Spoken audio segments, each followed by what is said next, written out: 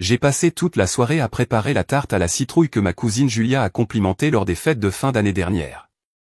Au fond, je savais que l'invitation, comme chaque année, était plus une courtoisie qu'un véritable geste. J'étais toujours le dernier nom sur la liste, mais Josh et Lily étaient tellement excités que je ne pouvais pas dire non. Nous sommes arrivés alors chez ma sœur Rebecca. Son manoir de banlieue à North Salem était orné de lumières scintillantes sur la clôture en fer et de couronnes à chaque fenêtre. Josh me serra fermement la main et Lily tenait la boîte à tarte comme si c'était un trésor inestimable. Rebecca ouvrit la porte, son sourire poli et calculé. Elle portait une robe en velours couleur bordeaux, ses cheveux parfaitement bouclés, sortant comme si elle était sur le point de monter sur scène. « Oh, Caroline, tu es venue. » Je me suis penché pour un rapide câlin, mais elle ne m'a pas rendu. Ses yeux scrutèrent la boîte à tarte. « Je t'avais dit de ne rien apporter cette année. » Tarte au potiron, espérons qu'elle ne soit pas trop sucrée. Puis elle se retourna et rentra à l'intérieur sans attendre de réponse. À l'intérieur, les rires remplissaient l'air, mêlés au parfum de dinde et de cannelle. Tout le monde était magnifiquement habillé, discutant et riant autour d'une longue table digne d'un magazine. Nous nous tenions près de la porte, perdus parmi des inconnus familiers. Personne ne nous a proposé de nous asseoir, personne ne nous a accueillis. Ils parlaient comme si nous n'étions que des ombres dans un coin. J'ai continué à sourire. J'ai posé la tarte sur le comptoir de la cuisine pendant que Josh aidait Lily à enlever son manteau. Elle m'a regardé et a murmuré, « Maman, pourquoi personne ne nous dit bonjour ?» Je me suis agenouillé pour attacher ses lacets et lui ai murmuré, « Ils sont juste occupés, chérie. » Rebecca revint en jetant un coup d'œil à son téléphone. « Je viens de vérifier le plan de salle.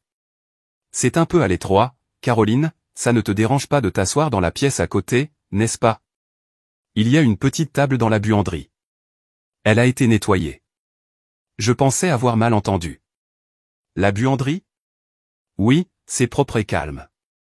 Les enfants y seront plus à l'aise, a-t-elle fait un clin d'œil. Tu sais, c'est mieux que de les avoir coincés avec tous les adultes. Josh m'a tenu la main, Lily a baissé le regard.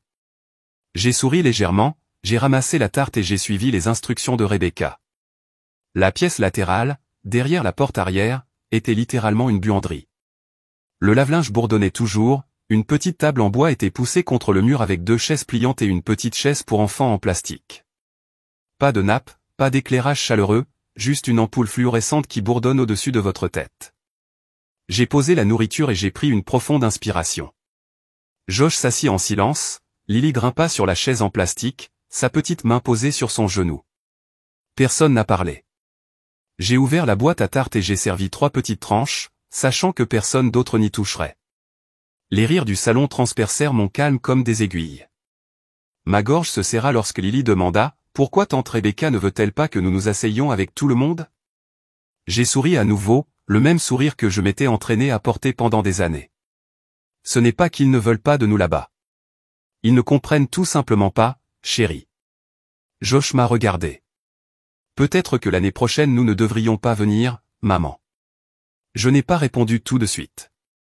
J'ai regardé mes enfants en essayant toujours de comprendre pourquoi nous étions exclus, l'autre faisant semblant de ne plus comprendre et à ce moment-là, sous la lumière blanche et froide et le bourdonnement de la machine à laver, j'ai su qu'aujourd'hui n'était pas des vacances. Aujourd'hui, c'était une leçon et je l'avais apprise. Je me suis assis droit et j'ai versé de l'eau dans 3 gobelets en plastique comme si nous étions dans un bon restaurant. Joyeux Thanksgiving, les bébés, où que nous soyons, tant que nous sommes ensemble, ça suffit. Lily a souri, Josh a levé sa tasse, ses yeux n'étaient plus tristes, et je me suis dit, un jour, je leur montrerai, non pas avec colère, mais avec ma valeur. J'étais sur le point de jeter les restes de tarte lorsque nous avons entendu des pneus crisser devant la petite fenêtre au-dessus de la machine à laver. Nous avons tous les 3 levé les yeux. Josh haussa les sourcils. Lily se redressa. Les phares balayèrent le mur et s'arrêtèrent juste devant la porte arrière. Une longue et élégante voiture noire s'est arrêtée tranquillement sur le chemin de gravier menant à l'arrière-cour. Pas un SUV, pas la voiture d'un voisin, une limousine. Josh se pencha vers la fenêtre, les yeux écarquillés. « Maman, cette voiture ?» Je m'avançai à côté de lui, regardant à travers le verre dépoli. Un homme en costume noir, portant un chapeau et des gants blancs, a ouvert la porte arrière. Puis une femme est sortie, posée et posée. Ses talons claquèrent doucement mais résolument sur le gravier. Elle portait un manteau en laine bleue ardoise avec un col haut sur une robe pull jusqu'aux genoux. Ses cheveux argentés étaient soigneusement épinglés et son visage montrait des signes de vie pleinement vécue mais aucune amertume. Elle a regardé autour d'elle calmement, puis ses yeux se sont posés exactement là où nous nous trouvions, à la porte arrière. Lily murmura, « Maman, elle nous regarde. » J'ai avalé difficilement et j'ai ouvert la porte. Un courant d'air froid entra, apportant un soupçon de neige et de jasmin de son écharpe. « Bonjour, dit-elle. » Sa voix n'était pas forte, mais elle était claire et confiante. « Je cherche Caroline Brox. » Je me suis figé. « Oui, je m'appelle Caroline. » Elle sourit lentement. « Bien. Je m'appelle Evelyne Rhodes, directrice exécutive de Voices Rising, une fondation qui soutient les mères célibataires et les femmes marginalisées. » Elle s'avança.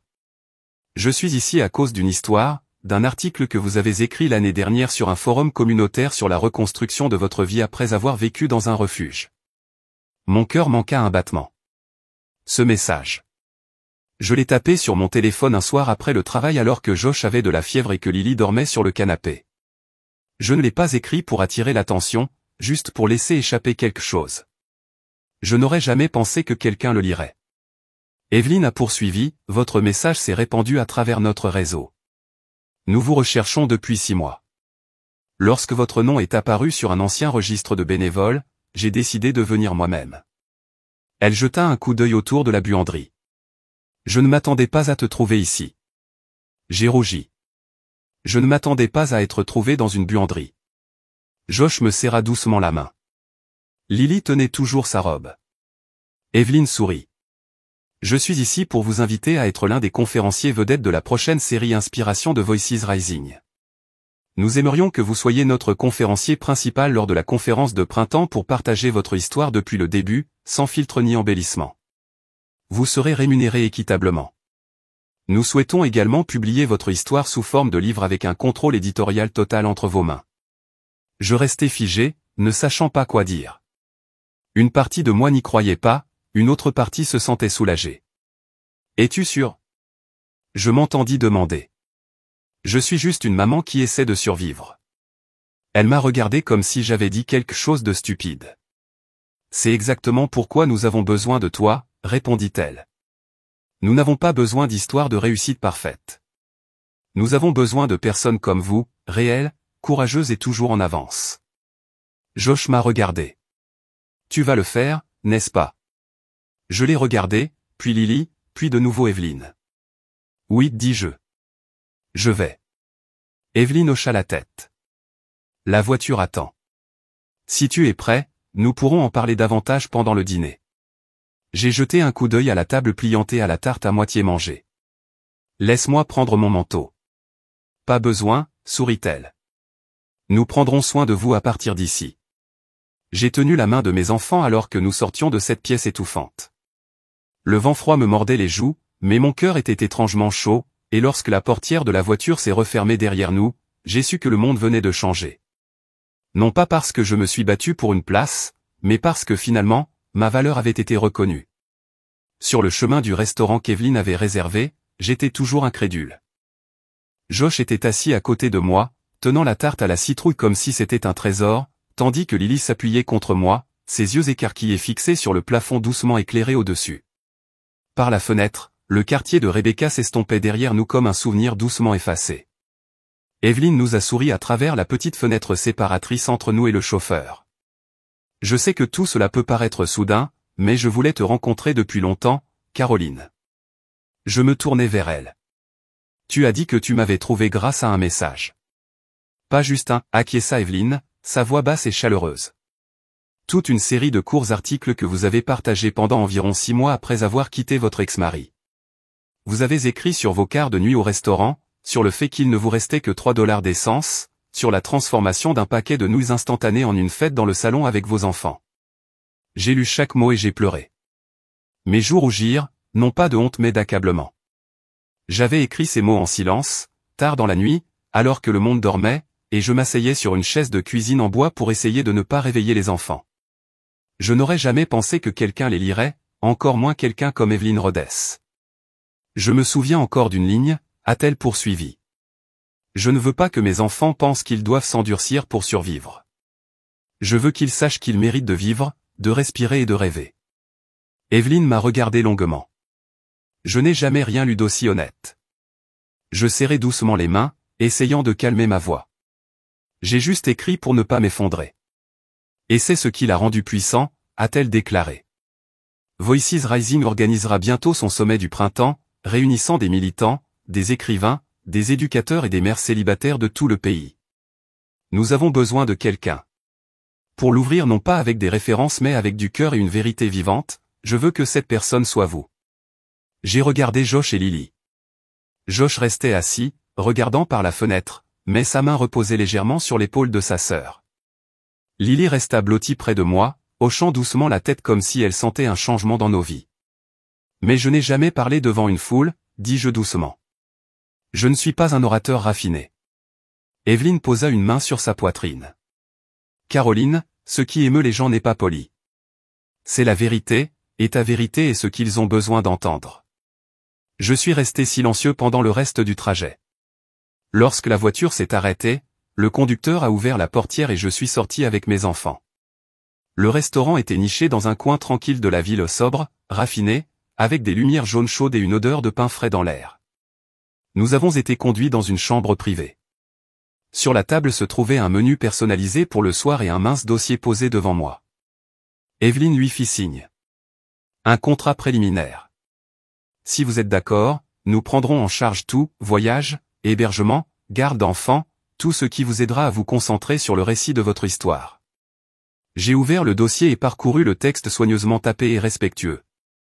Mon nom était imprimé en gras en haut, Caroline Brox, conférencière principale, Voices Rising Spring Summit 2026. J'ai expiré un long souffle étouffé de soulagement et d'incrédulité. Je pensais que les années que j'avais passées à lutter dans la vie ne laissaient derrière moi que l'épuisement. Mais il s'avère que les nuits passées à écrire des articles de blog sur mon ancien téléphone, les courtes entrées de journal que je pensais oublier, étaient devenues le pont qui me menait vers la lumière. Evelyne leva son verre d'eau et me regarda comme si elle voyait une version de moi à laquelle je n'avais pas osé croire. Je crois en toi, Caroline, et je pense qu'il est temps que tu crois en toi aussi. Je n'aurais jamais imaginé qu'une soirée commençant dans une buanderie puisse se terminer dans un restaurant élégant aux côtés d'une femme qui avait lu chaque mot que j'avais écrit dans mes moments les plus faibles. Evelyne ne s'est pas contentée de parler gentiment, elle m'a traité comme quelqu'un qui comptait, pas comme quelqu'un qui était à peine inclus. Lorsqu'elle m'a poussé le contrat, j'ai hésité.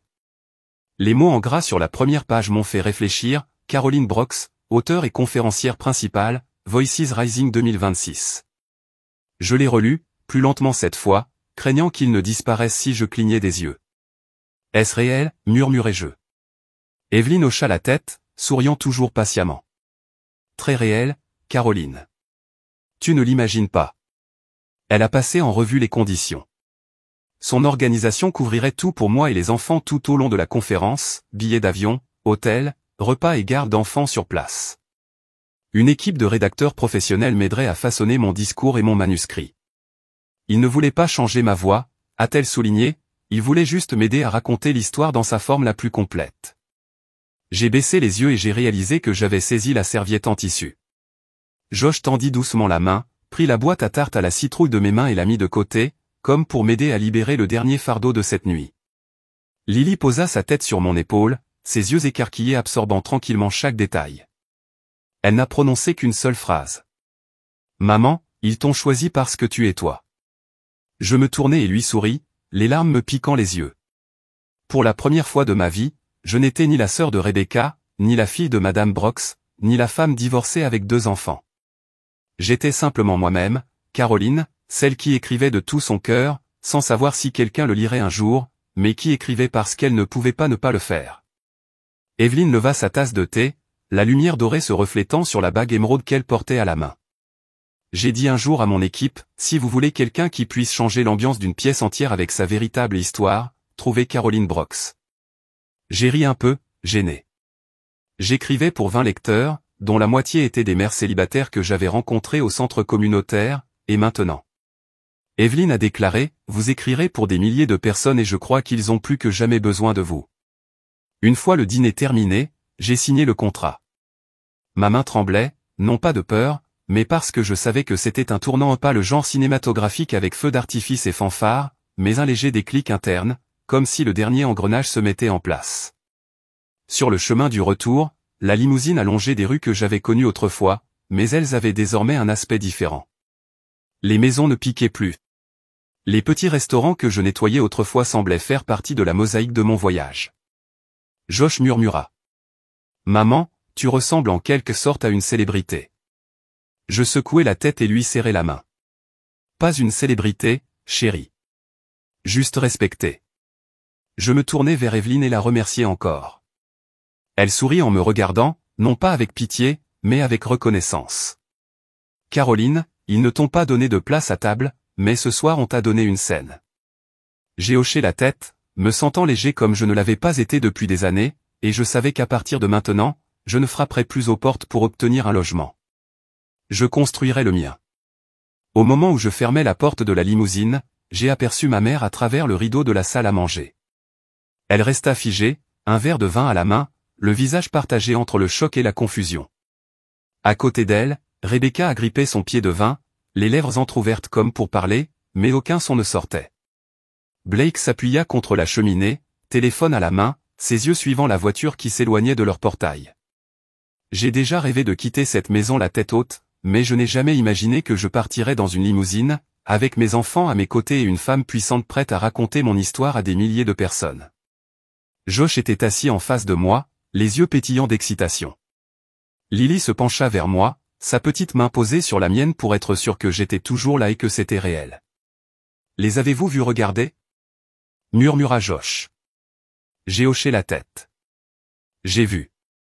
Je pense que tante Rebecca pensait qu'elle était la personne la plus importante de la famille, dit Lily, sa voix douce et claire. Mais aujourd'hui, ce n'était pas le cas. » J'ai souri en lui brossant les cheveux. Aujourd'hui, ils ont regardé et j'ai été entendu. Evelyne se tourna, sa voix douce mais ferme. J'ai vu de nombreux moments comme celui-ci, où quelqu'un est enfin vu tel qu'il est vraiment. Mais celui-ci, Caroline, je me souviendrai le plus. Je n'ai pas répondu tout de suite. L'émotion était désormais stable, plus vive qu'avant. Pas de douleur, juste une guérison. Pas de vengeance, juste de vivre, de reconnaître et d'avancer. La voiture s'est dirigée vers le centre-ville, où les lumières de Noël scintillaient à chaque pâté de maison, et je me suis soudainement souvenu des Thanksgiving passés, faire la queue à l'église pour une dinde congelée, partager la dernière pomme de terre pour que Josh et Lily puissent en avoir assez. Ces années n'ont pas été perdues. Ils ont jeté les bases de ce moment. Evelyne fouilla dans sa mallette en cuir et posa un petit dossier sur mes genoux. Il y a encore une chose. Nous avons parlé avec un éditeur à Boston. Ils ont lu le projet de manuscrit que nos éditeurs ont rassemblé à partir de votre blog. Ils sont très intéressés et veulent que vous le développiez en un mémoire complet. Pas seulement sous forme imprimée. Ils veulent un livre audio, lu par vous. Mes yeux se sont agrandis. Moi? Je le lirai? Ta propre voix, sourit Evelyne, parce qu'elle véhicule quelque chose que personne d'autre ne peut reproduire, la vérité. J'avais l'impression qu'une porte venait de s'ouvrir en moi, pas seulement un orateur, pas seulement un écrivain, mais un conteur avec ma propre voix. Alors, par où commencer? La semaine prochaine, dit-elle. Nous avons un studio à New York. Il est prêt. Ne vous inquiétez pas, nous fournirons un logement pour vous trois. Josh et Lily peuvent explorer la ville, et si vous y êtes ouverts, nous pouvons nous associer à une chaîne de télévision locale pour partager votre histoire. J'ai ri à haute voix. Cela se produit réellement, n'est-ce pas? Ce n'est pas un rêve. Josh haussa les sourcils. Si c'est le cas, je ne veux pas me réveiller. Lily hocha fortement la tête, ses boucles rebondissant. Maman, ne retourne plus jamais dans cette maison. Je l'ai regardée, puis par la fenêtre, regardant les lumières dorées passer floues. Non, je n'y retournerai pas. Parce qu'à partir de maintenant, je construirai ma propre maison. La limousine s'est arrêtée devant un petit hôtel déjà réservé pour nous. Le chauffeur a ouvert la porte. Evelyne m'a dit au revoir, me rappelant l'événement de presse du lendemain matin.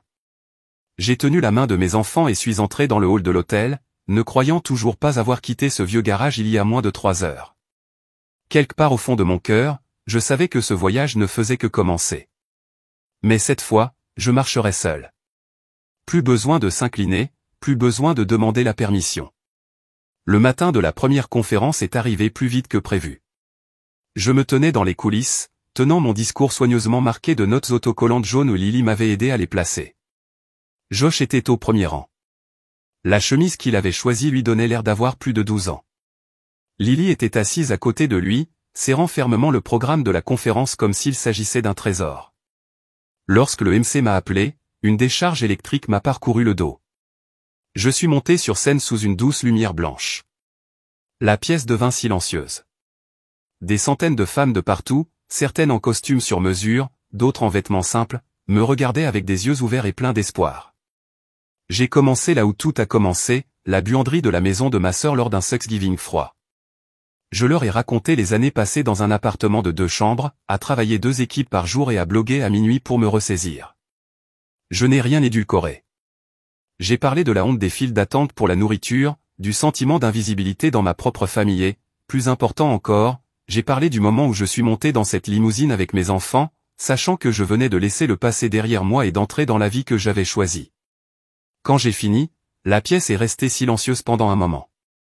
Puis il y a eu un applaudissement, puis un autre, puis toute la salle a éclaté en applaudissements, si fort que j'en ai presque pleuré. Une femme se leva, puis une autre, puis toute la salle se leva. Je ne pouvais pas y croire. Ce n'était pas un rêve. Après mon discours, j'ai passé 2 heures à rencontrer les participants. Ils sont venus vers moi avec des yeux brillants, me tenant la main, me racontant leurs histoires. L'une vivait dans sa voiture avec 2 bambins, une autre venait de quitter un mariage étouffant. Une enseignante à la retraite m'a dit qu'elle s'était sentie invisible dans sa famille jusqu'à ce qu'elle m'entende parler. Je n'ai plus besoin d'autorisation pour exister, m'a dit une femme. Merci d'avoir dit ce que j'ai toujours ressenti. Cette phrase est restée avec moi toute la journée. Un mois plus tard, Mortan E9 était officiellement lancé. La couverture montrait une photo en noir et blanc de moi et de mes enfants, main dans la main, traversant une rue animée, symbolisant la façon dont nous avions traversé le bruit et retrouvé notre chemin. J'ai pleuré en tenant le premier exemplaire, non pas parce que j'avais un livre, mais parce que pour la première fois, mon nom était imprimé clairement, pas sous celui de quelqu'un d'autre, ni comme celui de la sœur ou de la fille de quelqu'un. Les messages ont commencé à affluer, emails, commentaires, lettres manuscrites. Les gens ont partagé des photos de leurs passages préférés ou m'ont dit qu'ils avaient lu le livre toute la nuit et qu'ils se sentaient retenus. L'un des messages m'a tellement ému que j'ai dû rester assis en silence pendant un moment. On pouvait y lire, je pensais que ma valeur n'existait que si les autres la voyaient, mais vous m'avez aidé à réaliser que la vraie valeur réside dans la façon dont nous continuons à nous élever à chaque fois que nous sommes mis de côté. Je ne sais pas si je peux changer le monde entier, mais je sais ceci, j'ai touché le monde de quelqu'un, et ça suffit.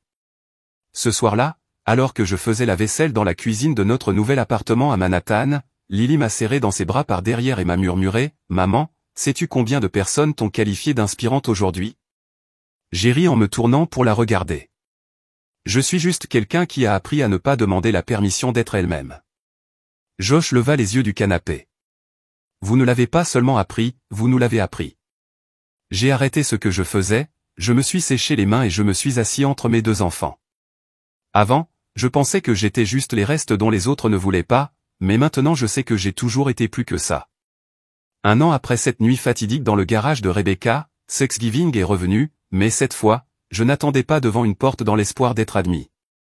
Je ne tenais pas une assiette en carton, assis tranquillement dans une pièce froide et oubliée. Cette année, Thanksgiving a eu lieu dans mon petit appartement à Brooklyn.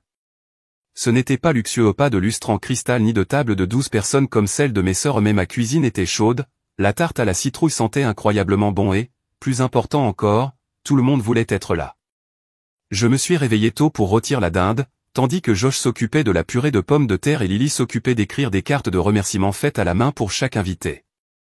Elle a conçu chaque carte elle-même, les a décorées de petits autocollants en forme de feuilles et a écrit à l'encre scintillante « Merci d'être la vraie famille pour moi et ma mère ». Nous n'étions que 8 à table, nous 3, Evelyn, 2 amis rencontrés à la conférence de l'année dernière, Donna et Carla, et nos voisins âgés de l'autre côté du couloir, Walter et Ruby, qui m'ont un jour prêté une poêle lorsque j'ai emménagé pour la première fois. Evelyn est arrivée tôt, apportant une soupe à la citrouille maison. Elle est entrée comme elle l'a toujours fait, confiante, calme et avec une grâce tranquille qui permettait à chacun de se sentir valorisé sans avoir besoin de dire un mot. C'est la première année que je n'assiste pas à la fête de bureau, a-t-elle déclaré en posant le pot sur la table. Je pense que c'est là que je voulais vraiment être. J'ai souri en attachant un tablier autour de sa taille. Eh bien, aujourd'hui, tu n'es pas le directeur, tu es mon sous-chef. Sous-chef, taquina Evelyne. Vous voudrez peut-être repenser votre style de leadership. Le rire de Caroline remplit la cuisine et se répandit dans le salon. Josh a allumé un peu de jazz doux, tandis que Lily se précipitait, s'assurant que chaque fourchette était parfaitement placée, me rappelant à chaque fois que j'oubliais que les serviettes devaient aller à gauche.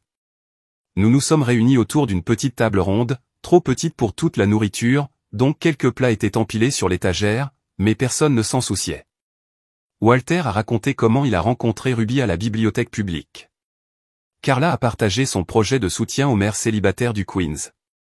Donna a mentionné avec enthousiasme avoir commencé son premier cours de pâtisserie, et moi?